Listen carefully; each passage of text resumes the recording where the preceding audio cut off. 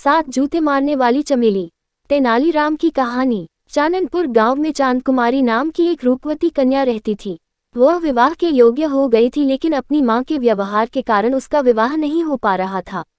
उसकी मां का नाम चमेली था, जो अपने पति माधो को रोज 7 जूते मारा करती थी।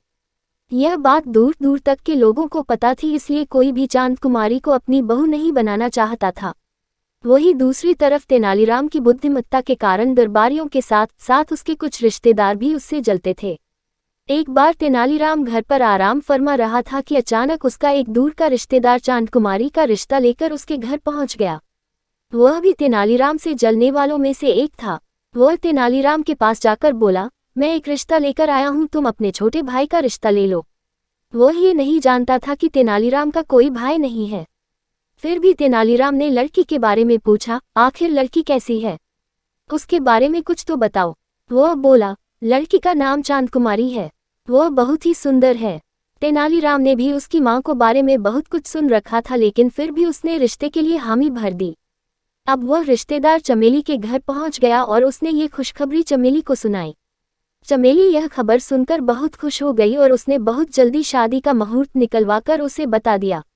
अब उसने मुहूर्त का समय तेनालीराम को जाकर बता दिया। तेनालीराम ने उसे खिला पिलाकर विदा किया। उसके जाने के बाद तेनालीराम सोचने लगा कि अब छोटा भाई कहाँ से लाया जाए। मेरा तो कोई छोटा भाई है ही नहीं। छोटे भाई की खोज में वह नगर की ओर चल पड़ा। वहां उसने एक परेशान नौजवान युवक को देखा। तेनालीराम ने उसके पास जाकर उसकी परेशानी का कारण पूछा तो उसने सारी बात बता डाली।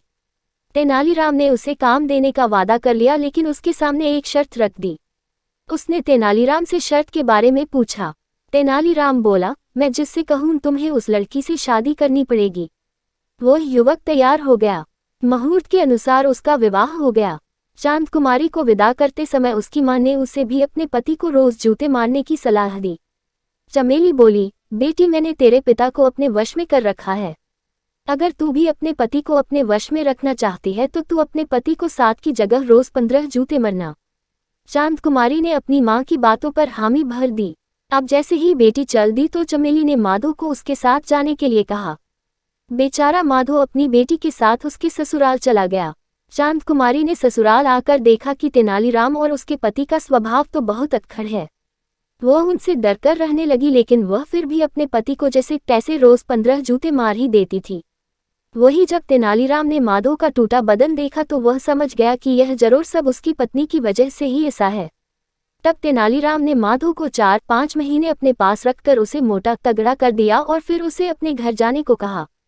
जब माधो चलने लगा तो तेनालीराम ने उसे एक मोटा सा लोहा चढ़ा डंडा देते हुए कहा, डरने से कुछ नहीं होगा, यह सब तुम्हारी ही कमी है। अगर तुम पहले से ही कठोर बनकर रहते तो ऐसा कभी नहीं होता। तेनालीराम की बात सुनकर माधो अच्छे से समझ चुका था कि तेनालीराम क्या कहना चाहता है। डंडा लेकर माधो अपने घर पहुंच गया। माधो को घर देखकर चमेली बहुत खुश हो गई। उसने पहले तो माधो का अच्छी तरह स्वागत किया और फिर उसे पीढ़े पर बिठाकर जूता लेने चली गई। वह मन ही मन बहुत खुश थी कि अब तो उसका पति मोटा हो गया है और वैसे भी मैंने कितने महीने से उसे जूते से नहीं मारा। अब तो जूते मरने में बहुत ही मजा आएगा। जैसे ही वो जूता लाकर माधो को मरने चली तो माधो ने उसे डंडे से पीटना शुरू कर दिया। चमेली जोर जोर से चिल्लाने लगी, जिसकी वजह से आसपास के लोग वहां आ गए और जैसे तैसे उसे पीटने से बचाया। उसके बाद से उसने कभी भी माधो को नहीं मारा और अब वह जैसा कहता चमेली वैसा ही करती। अपने पति का ये रूप देखकर चमेली ने अपनी बेटी भी समझा दिया कि जिंदगी में वो ऐसी गलती कभी ना करे, हमेशा अपने पति की बात माना करे। ऐसी ही और कहानियों को सुनने के लिए चैनल को सब्सक्राइब करें और वीडियो को लाइक करना ना भूलें। धन्यवाद।